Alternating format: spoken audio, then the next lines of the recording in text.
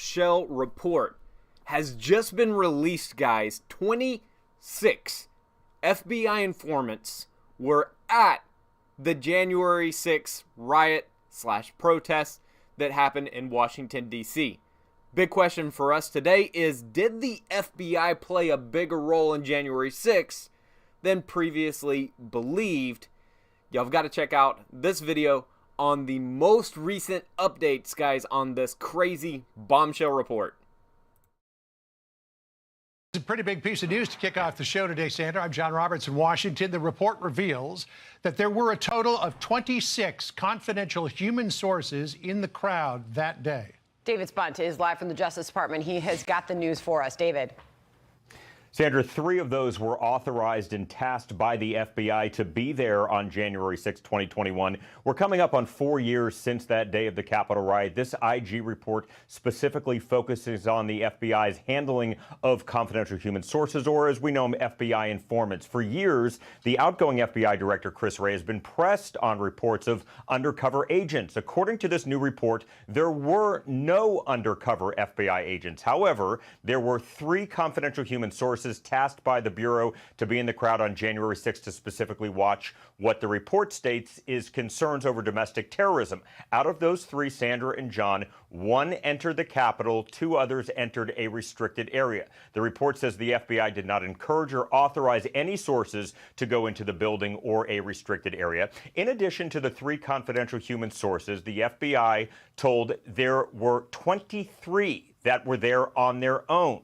Now, they had worked with the FBI in the past on other cases, but not specifically on the January 6th rally. Some of them entered a restricted area as well. And what stands out in this report, John and Sandra, none of the confidential human sources that entered the U.S. Capitol or a restricted area were prosecuted by the D.C. U.S. Attorney's Office. Remember, this is an office that is still arresting nearly 4 years later and prosecuting people with this case. Now, in a response to the Inspector General, the D.C. U.S. Attorney's Office says the following. The D.C. U.S. Attorney's Office generally has not charged those individuals whose only crime on January 6, 2021 was to enter the restricted grounds surrounding the Capitol, which has resulted in the office declining to charge hundreds of individuals, and we have treated the confidential human sources as consistent with this approach. Outgoing FBI Director Christopher Wray, who announced that he would be stepping down in the next few weeks yesterday, has been pressed on the FBI's role on January 6. Here's just one clip from last year. If you are asking whether the violence at the Capitol on January 6 was part of some operation orchestrated by FBI sources and/or agents, the answer is emphatically You're saying not. no? No. You're saying no? Not Okay. violence orchestrated by Let's move FBI on. sources or agents. Confidential human sources tasked by the FBI are not undercover agents. These are people that belong to groups like, for instance, the Proud Boys, the Oath Keepers, and then became paid FBI informants at certain points in time while still being members of their groups. And of course, John and Sandra, others are not part of any group and just decided to show up to the Capitol for whatever reason and still work with the FBI on the side and provide information. And we're, of course, waiting for more information from Capitol Hill to see if the White House has anything, the Department of Justice, the FBI, as this report just breaking now with the Inspector General. Got it. Appreciate it. David Spunt on that for us. David, thank you. All right, let's bring in Fox News legal editor Kerri Urbahn for more on this. I guess the big questions are, what does all of this mean in the grand scheme of things? Also, of the 3 informants that entered the restricted area and the 1 that entered the Capitol, were they just there as observers, or did they actually participate? Did they encourage or foment some sort of rebellious activity? So a confidential human source is a fancy word phrase for a spy. So we know there were 26 paid spies by the FBI present on the Capitol grounds that day, according to this IG's report. Apparently only 3 of them were authorized to be there. So my question, John, is what were the other 23 doing? Now, they weren't, apparently, according to this report, encouraged or directed to be there, but were they told they couldn't be there? Like, what exactly were they doing? And in fact, some of them, as we learned from this report, entered the restricted area, went into the Capitol. Were they inciting anything? Were they enticing anyone to go with them? I really would love to know what exactly they were saying to the people in the groups that they were part of. I also think it's interesting that this report comes out the day after Chris Wray resigns.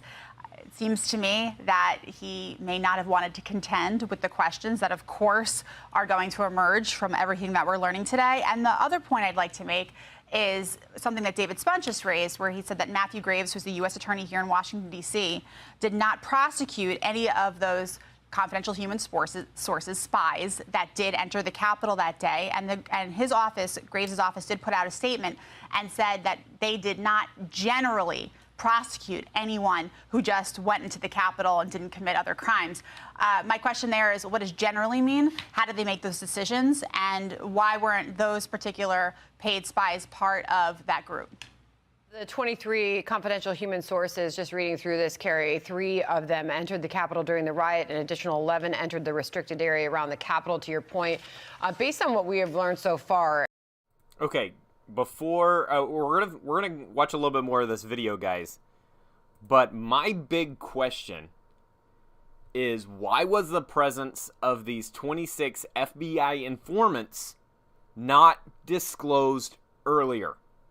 This is another just huge failure, guys, when it comes to transparency and accountability. What the FBI knew that these people were there that day, and we're just finding out about it 4 years later. That is a huge failure, guys, when it comes to transparency and accountability. It's, you know, the people that we are paying to run this country are not being held accountable for the job that we're asking them to do. This is absolutely shameful that the FBI is just now this information is coming out. What we need is, we have got to have greater transparency in federal investigations, especially those that are regarding politically charged events like January 6th. But hey, guys, I do want to welcome everyone to the stream. Big shout out to, is it Anthony? Yeah, Anthony Santiago. Wish you a Merry Christmas, safe New Year. Same to you, bro. Same to you. And guys, want to welcome everyone to the stream. Appreciate all the support. Guys, y'all do me a big favor. Hit that thumbs up, like button. It really does help out the YouTube algorithm. If you're watching this video later after the stream, I do my streams every day, 5 p.m. Central. So let me know in the comments, guys, what y'all think about this. This is a crazy bombshell report. A lot more to discuss here, but I'm just kind of blown away that we're just now finding out about this 4 years. 4 years after it happened. Just absolutely insane to me. Okay, let's continue on with this video, y'all, because there's some crazy stuff in here, guys, and I want y'all to see the full conversation here. In the details of this report, how would you characterize the findings? Well, it's very interesting. I think it's especially interesting given that people who some of them were just, I think, internet sleuths and the like, have been talking about this for years. And it was only, I think, a couple of years ago that a DOJ attorney in court made the admission that some of these people were present that day. But if you remember, anyone who even raised the possibility that there were paid FBI spies part of what happened, who were part of what happened on January 6th, they were deemed crazy, conspiracy theorists, and the like. Now, look, confidential human sources are a law enforcement tool that are used in all kinds of situations, and we know that some of these people were apparently part of the Proud Boys and Oath Keepers. But again, why so many? What were they doing? What were the conversations they were having? And if they were, in fact, according to the IG and the FBI, not authorized to be there, then why weren't they prosecuted like everybody else who were prosecuted for similar issues? On that point, you and I were talking about this off camera. So far, as of August, 1,488 people who were there on January the 6th have been charged with some sort of an offense. 894 of those people have pled guilty to various offenses. 288 pled guilty to felonies. 606 pled guilty to misdemeanors. Yet none of these confidential informants were charged with anything. Right, so you have to wonder, what were the conversations that were happening behind the scenes? And something else that came out in this report was that the confidential human sources, apparently the information they were providing to the FBI was no different than what everyone else was providing. Like, hey, January 6th, there might be some violence, there might be a thing. So there wasn't any. Apparently, it sounds like there wasn't anything special that they were revealing. And again, the questions are, what were those confidential human sources who were, quote, not encouraged or directed to be there by the FBI? What were they saying to the other people in their groups? And the reason I keep raising that is because if, in fact, there were conversations occurring like, hey, let's go in there, let's do that, let's do this. Entrapment is a defense. If a government agent induces you to commit a crime, a defendant can raise that in the court of law and say, look, I was trapped into doing something. I was enticed into doing something by the government I otherwise wouldn't have done. Now, the government's response based on this report would probably be, well, they weren't authorized by the government to be there at the time. But then, of course, a question for a judge would be, well, could they have been perceived still as an agent of the government, given that they were, this confidential human source? What did the defendant know about them and their role at the time? I just think this report raises more questions, but certainly at a minimum, gives some credibility to people who have been saying this for so many years. And I assume that we're never going to learn the names or the identities of the confidential informants. Yeah, that right there is actually a really good point, guys. Like, we're just finding out that these 26 people were there. Good luck finding anything else out. Whatever wasn't released in this report is going to be locked away for the ages. But you know what I really see here, guys, is there's a potentially a overreach by federal agencies, specifically the FBI here, and their potential role in escalating or preventing to escalate, or failing to prevent the riot or the protest that happened there in on January 6th. Why were they there? That's a fantastic question. Why were they there? Were they there to be spies and just tell and be sources that they could use later to prosecute these people? Were they there to try to keep the order and control? Were they there to potentially stir the pot and cause people to go crazy? Because and this is really what I'm seeing here, guys, is that this is just another example of a place where we have a weaponization of government, and how this revelation that came out today aligns with the broader concerns about weaponization of federal agencies against political opponents. The FBI, guys, has long had it out for Donald Trump. Look at the IRS targeting scandal, perceived bias in the DOJ investigations. Like, everyone's out to get Donald Trump. Everyone's out to get conservatives, guys. This is just another example of why were there 26 FBI informants there in that crowd that day. A lot of questions that aren't adding up. A lot of things aren't adding up, not making any sense here. So that will leave open the question as to who it was. We got to jump, but there's so much more to talk about regarding Thank you, Kerri. Thank you, Kerri. Thank you. Trouble for the FBI over a new report released by the Department of Justice's Inspector General. Now it is public that 26 confidential human sources or informants were in the crowd during the January 6, 2021 Capitol riot. And of those, only 3 were told to be there by the FBI. The other 23 showed up without authorization. Here's Kerri Urbahn, Fox News legal editor. What exactly were they doing? And in fact, some of them, as we learned from this report, entered the restricted area, went into the Capitol. Were they inciting anything? Matthew Graves, who's the U.S. attorney here in Washington, D.C., did not prosecute any of those confidential human sources, spies, that did enter the Capitol that day. And his office, Graves' office, did put out a statement and said that they did not generally prosecute anyone who just went into the Capitol and didn't commit other crimes. My question there is, what does generally mean? How did they make those decisions? And why weren't those particular paid spies part of that group? This week, FBI Director Christopher Wray announced he's going to resign before President-elect Trump takes office. Major controversies during Christopher Wray's tenure. Here's a short list. The unprecedented Mar-a-Lago raid. An anti-Catholics memo targeting parents at school board meetings. Questions over the Biden family corruption investigation. And Christopher Wray's initial claim that Trump was hit by shrapnel instead of the bullet that hit Trump in the ear during the first assassination attempt.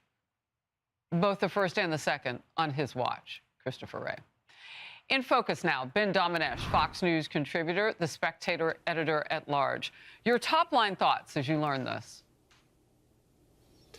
Well, Harris, I think that we still need to know more. I think that this Inspector General report is certainly something that can give us some perspective on this that I think we've been waiting for a very long time about the presence of these figures on January 6th.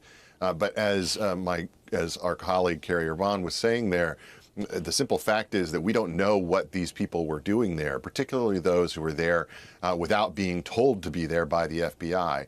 And look, I think it was always likely that there was going to be some level of presence. I'm not sure that we expected it to be this significant. I think that we also need to know really every detail that we can about what these people did and why ultimately they were not prosecuted, why, what any consequences are that they have for this activity that was not authorized by the FBI. So who sent them?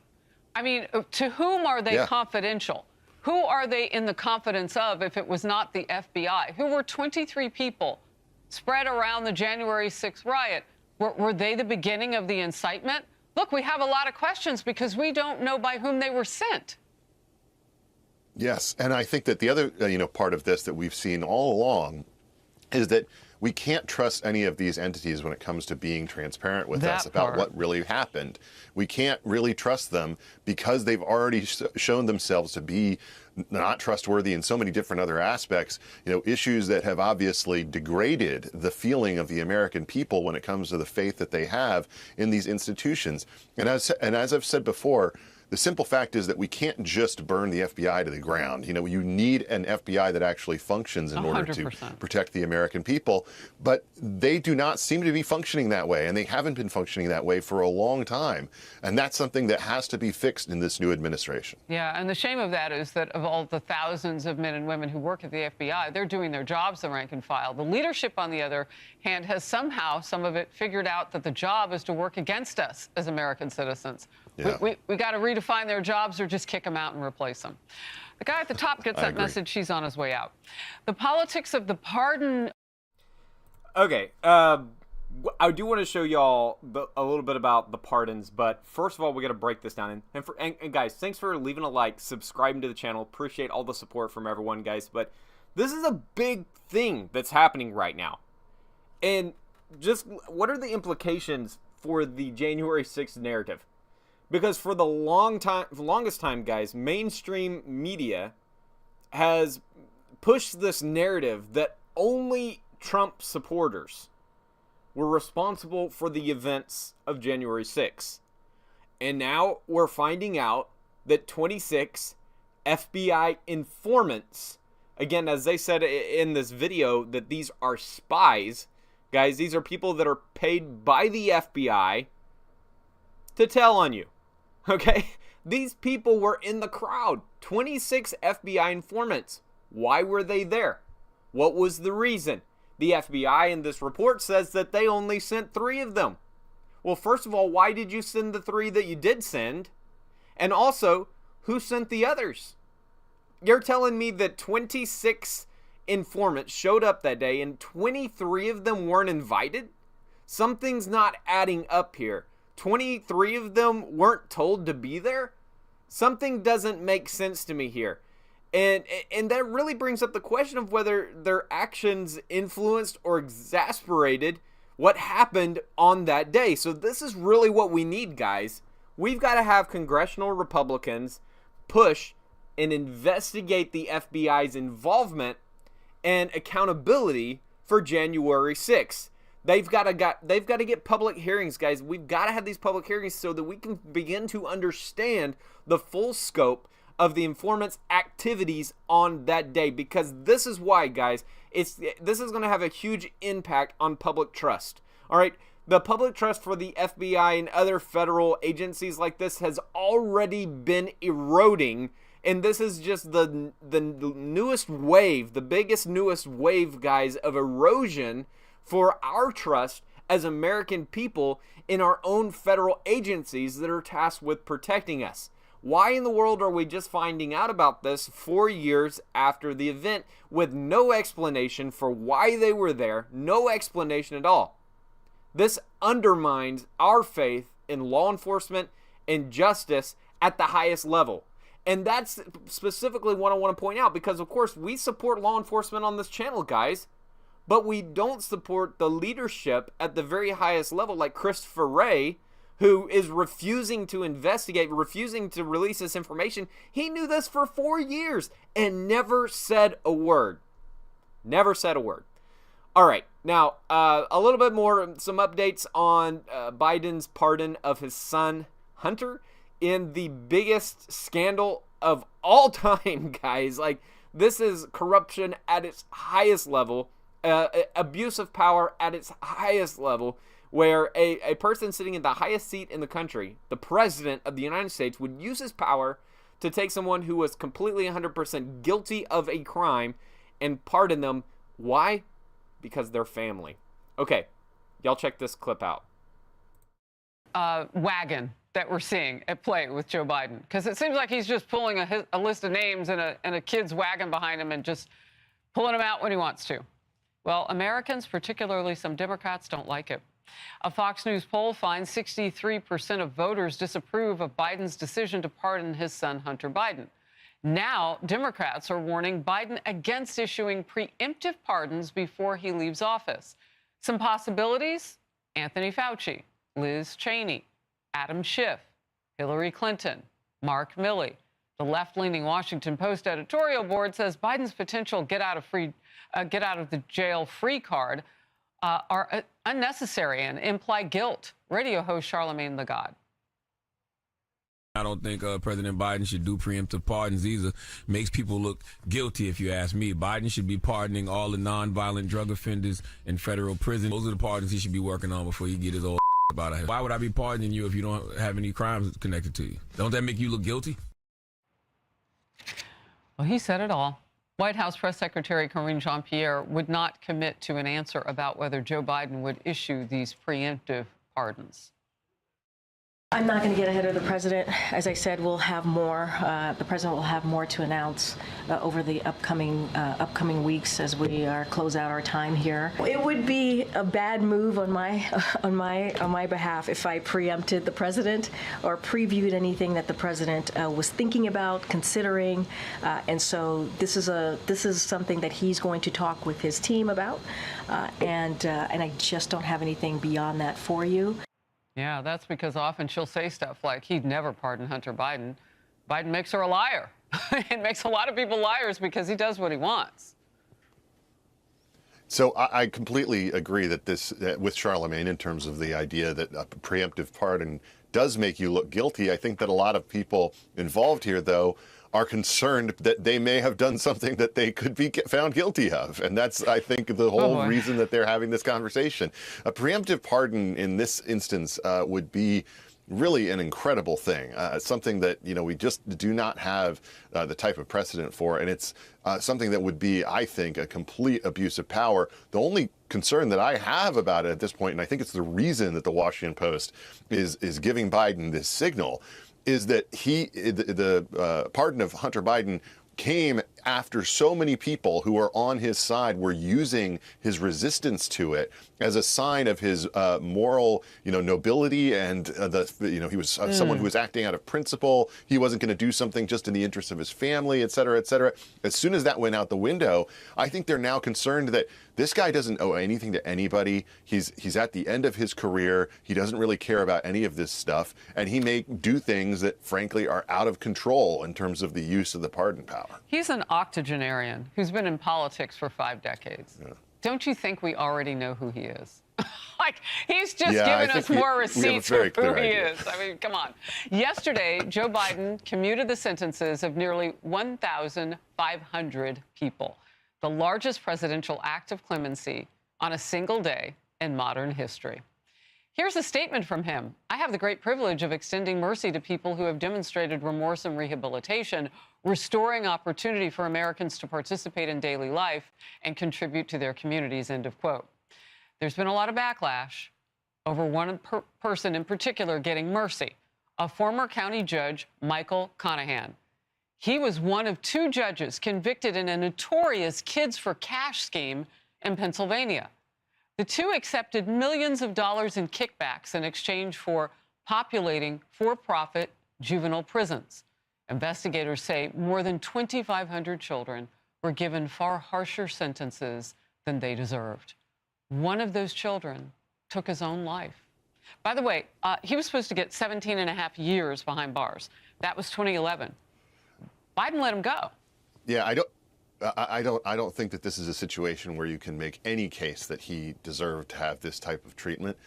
And as we all know, this is one of those powers where the people that you are connected with, the ability to go behind the scenes and interact with this White House, as it has been abused in the past in other instances, really connects these politically powerful people with these different cases. They have advocates that work for them, and oftentimes they are undeserving of this type of treatment. This is another example of it. And again, this is Biden being out of control and not having to be beholden to anybody in his final days. And I just hope it doesn't get any worse, Harris. There's still time to go with Joe Biden, technically as the president of the United States.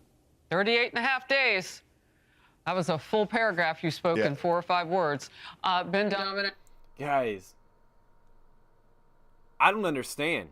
Like, our president, Joe Biden, is in a free fall right now. I mean, this is a firestorm. Absolutely insane. Doesn't make any sense. This guy does not care anymore. He doesn't care about the American people. He doesn't care about his legacy. He doesn't care about the Democrats. He doesn't care about the Democratic Party.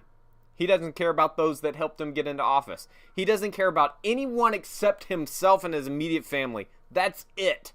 And this guy is like absolutely off the rails. I just hope that we survive until Inauguration Day next year. I mean, just think about it, that this guy's the one that is leading the country right now.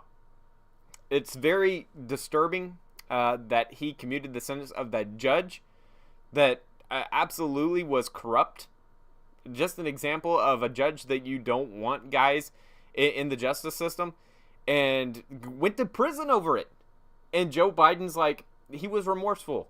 So giving him a get out of jail free card, that's absolutely crazy to me, guys. Insane. And then, of course, his son, who the only reason that his son is getting out of prison is because his dad's president. Like, if that's not corruption, guys, what is? What is? Anyway, I'm not happy about it. It makes me upset, guys, that we have such abuses of power in this country. But guys, if I can just end the stream on a positive note, it's that, guys, the future really does look bright for America. It looks good for Christians, conservatives.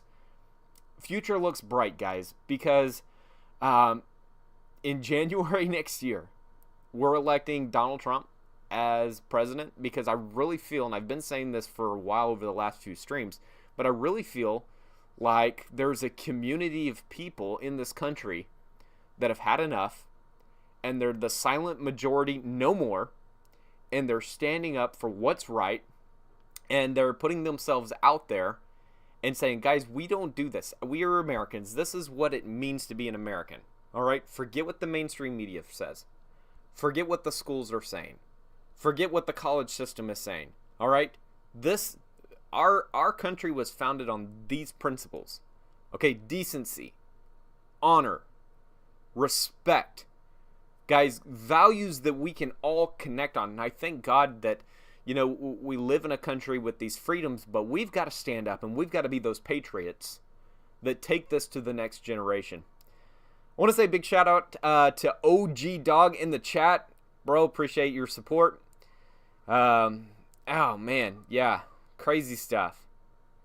I haven't even heard about the guy with 47,000 pictures. Yeah, that's insane, man. I haven't even heard about that. Haven't even heard of it. I'll look it up right after the stream. That's crazy. We may talk about that tomorrow in the show tomorrow. Man, so insane. But hey, guys, even if you're not in the chat, if you're just watching the video, if you even came in and watched the video later after the stream, appreciate your support. Thanks for leaving a like. Thanks for subscribing to the channel. Thanks for being there, guys.